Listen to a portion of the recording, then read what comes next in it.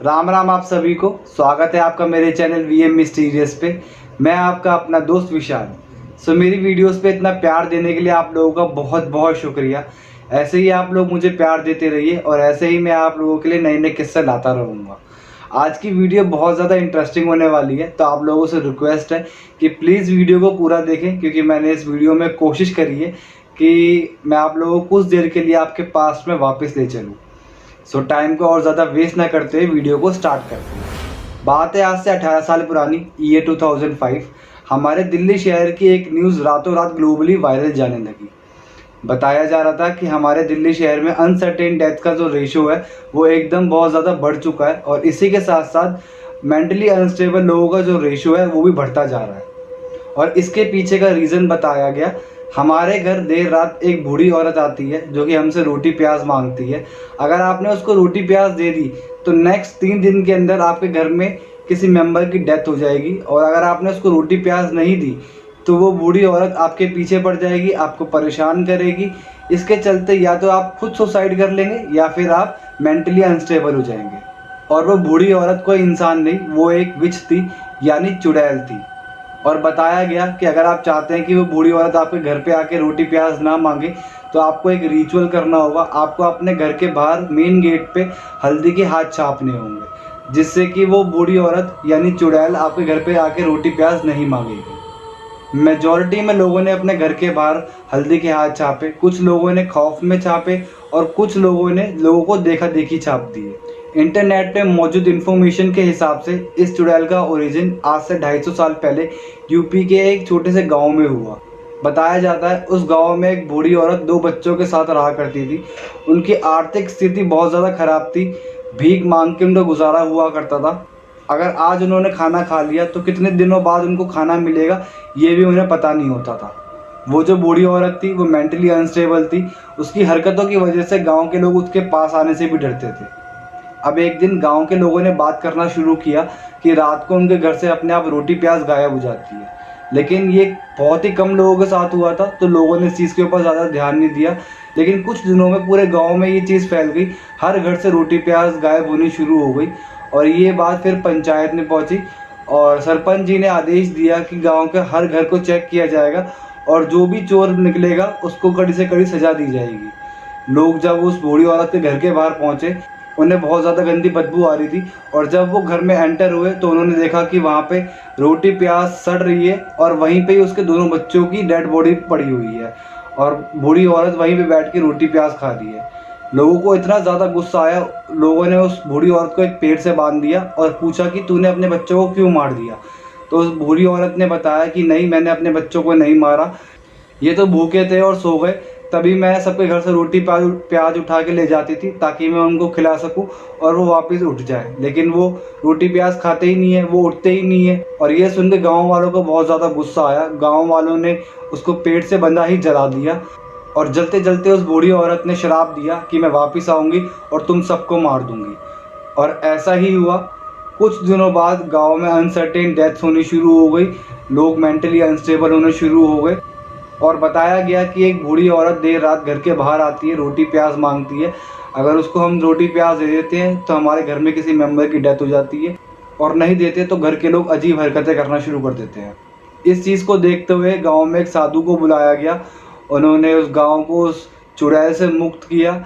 लेकिन ये चुड़ैल यहीं रुकने वाली नहीं थी, ये जगह जगह टाइम टू टाइम दिखती रही। और सबसे रिसेंटली 1985 में उत्तराखंड के अल्मोड़ा शहर में दिखी गई, और उसके 20 साल बाद इस चुड़ैल ने सबसे ज़्यादा तबाही दिल्ली में मचाई, ईयर 2005 में। और उस समय मैं बहुत छोटा था, मैं शायद 3rd या 4th क्लास में होऊंगा। जिस एरिया में हम रहते थे वो एरिया बहुत छोटा था, वहाँ पे अड़ोस पड़ोस में सब एक दूसरे को जानते थे। और मेरा जो घर था वो 1st फ्लोर पे था। मेरे घर के अपोजिट साइड मेरे चाइल्डहुड फ्रेंड आशीष का घर था, और उसके घर के बाहर एक बहुत बड़ी पार्किंग का स्पेस था, जहाँ पे हर शाम हमारी गली के सब बच्चे हम खेला करते थे। आशीष के मम्मी पापा भी काफ़ी अच्छे नेचर के थे। आंटी हमारा बहुत ध्यान रखती थी। हर शाम वो कभी हमें शिकंजी बना के देती थी, कभी हमें बिस्किट्स देती थी, कभी हमारे लिए जूस बना दिया करती थी। और अंकल भी काफ़ी अच्छे थे। अंकल का जब ऑफिस से वापस आने का टाइम होता था तो अंकल को पता होता था कि हम अभी वहीं पे खेल रहे होंगे, तो अंकल कभी हमारे लिए टॉफ़ीज़ ले आते थे, कभी चॉकलेट्स ले आते थे, कभी कुछ ले आते थे। मतलब अंकल भी हमारा बहुत ध्यान रखते थे। आंटी का डेली का था, आंटी जब हम शाम को खेल रहे होते थे तो आंटी वहीं बाहर आके बैठ जाती थी हमें देखने के लिए, हमारा ध्यान रखने के लिए, कहीं हमें किसी को चोट ना लग जाए या फिर हम खेलते खेलते लड़ने ना लग जाए। सब कुछ बहुत अच्छा चल रहा था। एक दिन शाम को हम लोग सब खेल रहे थे कि हमें खेलते खेलते प्यास लगी। आशीष ने मुझे बोला कि जा, गेट खुला हुआ है, और फ्रिज में से पानी की बोतल लिया। मैं उससे घर गया, फ्रिज में से पानी की बोतल निकाली। तभी मुझे एक रूम से काफ़ी ज़ोर ज़ोर से चिल्लाने की और रोने की आवाज़ आने लगी। मैंने उस रूम का थोड़ा सा गेट खोला तो मैंने देखा कि आशीष की मम्मी शीशे के सामने, मिरर के सामने बैठी हुई हैं। वो खुद से ही बात कर रही हैं और ज़ोर ज़ोर से चिल्ला रही हैं कि नहीं, ऐसा नहीं होगा, तू ऐसा नहीं करेगी। इतने में ही आंटी ने अपना हाथ बहुत ज़ोर से उस मिरर पे दे के मारा। आंटी के पूरे हाथ में कांच कांच हो गया था, आंटी के पूरे हाथ से खून निकल रहा था, और ये देख के मैं बहुत ज़्यादा डर गया। मैं भागता हुआ बाहर आया और मैं उस समय खेलने के लिए भी नहीं रुका, मैं सीधा अपने घर भाग गया। मैंने सोचा कि मम्मी को बताऊं, लेकिन मम्मी को भी मैं बताने से डर रहा था, कहीं मम्मी मुझे डांटे ना कि ऐसे तू किसी के घर में क्यों चला गया। लेकिन उस दिन के बाद से आंटी के नेचर में काफ़ी ज़्यादा चेंजेस आने शुरू हुए। आंटी रोड पे चलते हुए खुद से बात करती थी। एक दिन हम लोग वहीं बाहर पार्किंग वाले स्पेस में खेल रहे थे कि तभी आंटी आई। आंटी ने हम लोगों को बोला अपने अपने घर जाओ, और वो आशीष को लेके घर चली गई। अब ऐसा रोज़ होने लगा था। आंटी 6:30-7 बजे के आसपास हमें घर भेज दिया करती थी और आशीष को वापस घर ले जाया करती थी। फिर एक दिन हम लोग खेलने के लिए गए, हमने आशीष को बुलाया तो आंटी ने आशीष को भेजने से मना कर दिया, और आंटी ने हमें भी मना कर दिया कि आज के बाद यहाँ खेलने की ज़रूरत नहीं है, कहीं और जगह खेला करो। ये चीज़ें काफ़ी ज़्यादा अजीब चल रही थी। एक दिन मम्मी ने मुझसे पूछ लिया कि क्या हुआ, आशीष से लड़ाई हुई है क्या? ना ही आशीष के घर के बाहर आजकल तुम खेलते हो, ना ही आशीष तुम्हारे साथ खेलने आता है। तो मैंने बोला कि नहीं मम्मी, ऐसा तो कुछ नहीं है, आंटी ने मना किया है हमें वहाँ पे खेलने के लिए, और आंटी आशीष को नहीं भेजती है हमारे साथ खेलने के लिए। तो मम्मी ने मुझे बोला कि कोई बात नहीं, शायद आंटी को थोड़ा डिस्टर्ब होता होगा इसलिए आंटी ने तुम्हें वहाँ खेलने के लिए मना किया है। लेकिन मैं मम्मी का चेहरा देख पा रहा था, मम्मी खुद शौक थी इस चीज़ को सुन के कि आंटी ने हमें मना किया वहाँ पे खेलने के लिए, क्योंकि आंटी का नेचर ऐसा था ही नहीं कभी भी। फिर उस दिन शाम को मैं और पापा कहीं से आ रहे थे तो आशीष के पापा हमें मिले। पापा ने उनसे हालचाल पूछे और पापा ने उनसे पूछा कि क्या हुआ भाई साहब, आजकल आप बहुत टेंशन में लगते हो, कोई बात है तो आप मुझे बताओ। लेकिन अंकल ने बोला कि नहीं ऐसा कुछ नहीं है, थोड़ा सा वही वर्कलोड है इसलिए थोड़ा सा टेंशन रहती है।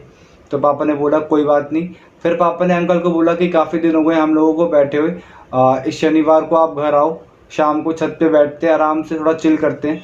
तो अंकल ने बोला कि हाँ ठीक है, बहुत दिन हो गए हम लोगों को बैठे हुए, इस सैटरडे में आता हूँ और बैठते हैं आराम से शाम को छत पे। तो 2-3 दिन बाद मैं मम्मी के साथ कहीं से आ रहा था, मेरे घर के नीचे एक सब्जी वाले अंकल खड़े थे और उन्हीं की रेहड़ी पे आंटी भी खड़ी हुई थी। मम्मी आंटी के पास गई, मम्मी ने आंटी से पूछा कि क्या हुआ भाभी, कोई टेंशन है, कोई दिक्कत है तो आप मुझे बताओ। तो आंटी ने बोला कि नहीं ऐसा तो कुछ नहीं है, बस वही थोड़ा सा घर का काम वाम की वजह से थोड़ा टेंशन रहती है। और उस दिन आंटी मुझे काफ़ी ज़्यादा खुश भी लग रही थी। आंटी ने मेरे सर के ऊपर हाथ रखा, आंटी ने मुझे बोला कि बेटा आई एम सॉरी, उस दिन के लिए मैं थोड़ा सा ज़्यादा गुस्से में आ गई थी, और आप अपने दोस्तों को वापस बुला लो, आशीष को भी बुला लो, आप लोग अपने जगह पे वापस खेल सकते हो आज से। ये सुन के मैं काफ़ी ज़्यादा खुश हो गया। मैं भागता हो गया, अपने दोस्तों को बुला के ले आया, मैंने आशीष को भी बुलाया और हम लोगों ने फिर से खेलना शुरू कर दिया। लेकिन खेलते खेलते मैंने देखा कि मम्मी और आंटी कुछ 15-20 मिनट तक वहीं पे खड़े होकर बात कर रही थी, और उनको देखा देखी पड़ोस की 3-4 आंटियाँ भी आ गई थी उनसे मिलने के लिए। नेक्स्ट डे मैं स्कूल से वापस आया और मेरे आते ही मम्मी ने मुझे बोला कि जा समोसे लिया मार्केट से। ये कोई बात होती है? एक तो मैं थका रहा स्कूल से वापस आया, आते साथ ही मुझे समोसे लेने के लिए भेज दिया। बहुत जालिम हुआ है भाई मेरे साथ बचपन में, बहुत ज़्यादा। कोई नहीं, स्टोरी पे वापस आते हैं। तो मम्मी ने मुझे बोला कि जा समोसे लिया, सारी आंटियां घर आ रही हैं, आज चाय पे उनको मैंने बुलाया है अभी। सब आंटियां घर पे आई, सब आंटियां अपना बात कर रही थी, सब बहुत ज़्यादा खुश थी। तो किसी आंटी ने वो रोटी प्याज वाली चुड़ैल की बात छेड़ दी। बात छेड़ते साथ ही आशीष की मम्मी को पता नहीं क्या हुआ, आंटी काफ़ी ज़्यादा गुस्से में आ गई और बोलने लगी कि क्या ज़रूरत थी उसके बारे में यहाँ बात करने की, अगर यही करना था तो मुझे क्यों बुलाया। ये सब बोल बाल के आंटी अपने घर चली गई। किसी को कुछ समझ नहीं आया कि आंटी को एकदम से क्या हो गया। तो एक आंटी बोली कि आजकल आशीष की मम्मी कुछ ज़्यादा ही अजीब बिहेव कर रही हैं। मैं पीछे इनके घर गई थी किसी काम से, तो मैंने देखा कि आशीष की मम्मी अकेली बैठ के शीशे से बात कर रही हैं। एक आंटी ने बोला कि हाँ, आजकल ये रोड पे चलती हुई भी अकेले खुद से ही बात करनी शुरू कर देती है। लेकिन बाकी सब आंटियां वहाँ बैठ के आराम से अपना चिल कर रही थी, तो उन्होंने इस चीज़ को इग्नोर किया और उन्होंने अपना टी टाइम वापस से कंटिन्यू किया। अब नेक्स्ट डे शनिवार था, तो शनिवार की रात को पापा के और पूरी मंडली बैठनी थी, उन्होंने चिल करना था। तो पापा के सारे गली के यार दोस्त आ गए और आशीष के पापा भी आए। ये लोग छत पे बैठे हुए थे, अपना बात कर रहे थे कि इतनी देर में आशीष आया भागता हुआ मेरे घर पे और उसने मुझसे पूछा कि मेरे पापा कहाँ हैं। मैंने बोला कि तेरे पापा छत पे हैं। तो वो भागता हुआ छत पे गया और उसने कुछ नहीं बोला, सिर्फ अंकल को देखा और इतना बोला, मम्मी मम्मी। इतना बोलते ही अंकल समझ गए और अंकल ने सबको बोला कि आप लोग बैठो, आप लोग चिल करो, मैं अभी घर से होके आता हूँ। तो पापा ने बोला कि क्या हुआ भाई साहब, कुछ दिक्कत है, चले हम भी चलें। तो अंकल ने बोला कि नहीं नहीं, आप लोग बैठो, मैं अभी होके आता हूँ। अंकल वापस घर गए, बट अंकल उसके बाद आए ही नहीं। इस बात के 4-5 दिन बाद मेरी पूरी फैमिली, हम किसी फैमिली फंक्शन में गए हुए थे और रात को वापस आते आते हमें 11 साढ़े 11 बज चुके थे। हम सब ने अपने अपने कपड़े चेंज करे और अपनी बालकनी में वॉक करने लगे। कुछ 12 सवा 12 बजे का टाइम होगा। हमने एकदम से देखा कि आशीष के फर्स्ट फ्लोर से आंटी भागती हुई आई और बालकनी से नीचे कूद गई। ये देख के हम सब के सब बहुत ज़्यादा शॉक हो गए। पापा मम्मी ने बोला कि तुम यहीं रुकना। पापा मम्मी भागते हुए फटाफट से नीचे गए आंटी के पास और आंटी के गिरने की इतनी तेज़ आवाज़ थी कि बाकी सब मोहल्ले वाले भी तुरंत इकट्ठे हो गए। लेकिन सबसे ज़्यादा अजीब बात ये थी कि इतनी ऊपर से गिरने के बाद या तो कोई इंसान बेहोश हो जाएगा या फिर दर्द के मारे चिल्लाने लगेगा। लेकिन आंटी अपनी बालकनी को देख रही थी और 20 सेकंड तक कंटिन्यू हंसती रही और उसके बाद आंटी खुद बेहोश हो गई। गली की जितनी भी औरतें थी वो वहीं रुकी और जितने भी मेल थे वो सब आंटी को लेके हॉस्पिटल गए। इमरजेंसी वार्ड में सिर्फ आशीष के पापा और आशीष की मम्मी थी, बाकी सारे मेल हॉस्पिटल के बाहर ही खड़े हो गए थे क्योंकि उनको एंट्री नहीं थी इमरजेंसी वार्ड के अंदर। तभी एक अंकल बोले कि मुझे लग भी रहा था कुछ दिनों से कि कुछ होने वाला है। उनका घर आशीष के घर के साइड में ही था। अंकल ने बताया कि काफ़ी दिन से, कुछ 4-5 दिनों से इनके घर से कंटिन्यू बहुत ज़्यादा ज़ोर ज़ोर से चिल्लाने की और सामान टूटने की आवाज़ आ रही थी और आज ये इंसिडेंट हो गया। कुछ 1.5-2 घंटे के बाद सब आंटी को लेके वापस घर पे आए। आंटी को काफ़ी चोट लगी थी, हाथ पैरों की उनके हड्डियाँ टूट गई थी, तो प्लास्टर लगा हुआ था उनके हाथ पैरों पे। गली की सारी औरतें आंटी के पास गई ताकि आंटी के कपड़े चेंज करवा सकें और गली में जितने भी मेल्स थे वो सारे के सारे वहीं हमारे पार्किंग एरिया में बैठे हुए थे, जिसमें कि मेरे पापा और आशीष के पापा भी वहीं बैठे हुए थे। तो मेरे पापा ने आशीष के पापा से डायरेक्ट पूछ लिया कि भाई साहब क्या बात हो गई है, कुछ तो बात है जो आप हमसे छुपा रहे हो, अगर कुछ बात है तो आप हमें बताओ ताकि हम उस चीज़ का सॉल्यूशन निकाल सकें। तो आशीष के पापा ने बोला कि भाई साहब मैं बहुत ज़्यादा परेशान हो गया हूँ, ये जो आपने देखा ये मेरे घर में रोज़ हो रहा है, रोज़ मेरे घर में कलेश होता है, रोज़ मेरे घर में सामान टूटता है। आशीष की मम्मी अपने आप उठ के बात करने लग जाती है, अपने आप से शीशे को देख के बात करती रहती है, काम करते करते उसका ध्यान कहीं और होता है। और आज तो बहुत ज़्यादा अजीब हो गया, हम लोग फर्स्ट फ्लोर वाले रूम में लेटे हुए थे कि तभी आशीष की मम्मी नीचे गई, किचन से चाकू उठा के लेके आई और अपने आप से ही बात करने लग गई। वो अपने आप को ही बोल रही थी, नहीं इसे मार दे, नहीं मैं इसे नहीं मार सकती, ये मेरा पति है, नहीं इसे मार दे वरना ये तेरे बच्चों को मार देगा। ऐसे वो बोले जा रही थी। इतनी देर में ही वो पता नहीं उसको क्या हुआ, वो भाग के गई और बालकनी से कूद गई नीचे। फिर आशीष के पापा ने बताया कि ये चीज़ मुझे आशीष ने बताई है। कुछ 25-1 दिन पहले मैं 3-4 दिन के लिए बॉम्बे गया था ऑफिस के काम के लिए।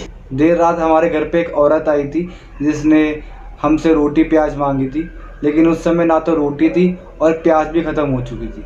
तो आशीष की मम्मी ने उसे देने से मना कर दिया और उसके बाद से ये सारी कहानियाँ हो रही हैं। सब लोगों ने इस चीज़ को सुना और सब बहुत ज़्यादा शॉक हो गए क्योंकि रोटी प्याज वाली चुड़ैल की कहानी उसी टाइम स्टार्ट हुई थी हमारे दिल्ली में। तभी एक अंकल बोले कि आप टेंशन मत लो, मैं एक गुरुजी को जानता हूँ, सुबह होते मैं उन गुरुजी को लेके आता हूँ और देखते हैं वो क्या हमारी मदद कर पाते हैं। सुबह होते ही वो अंकल उन गुरुजी को ले आए और उन्होंने आशीष की मम्मी को देखा, उनके हाथ में एक तावीज़ बांधा और आशीष के पापा को बताया कि ये तावीज़ कुछ दिन तक आपकी वाइफ को कंट्रोल में रखेगा, लेकिन ज़्यादा दिन तक नहीं रख पाएगा क्योंकि आपकी वाइफ के ऊपर जिसका प्रकोप है वो काफ़ी ज़्यादा शक्तिशाली है और अगर आप चाहते हैं कि आपकी बीवी बचे तो आपको अपनी बीवी को लेके जल्दी से जल्दी मेहंदीपुर बालाजी जाना होगा। कुछ 15-20 दिन बाद आशीष की मम्मी जब थोड़ी बहुत नॉर्मल हुई तो अंकल आशीष को हमारे घर छोड़कर मेहंदीपुर बालाजी चले गए।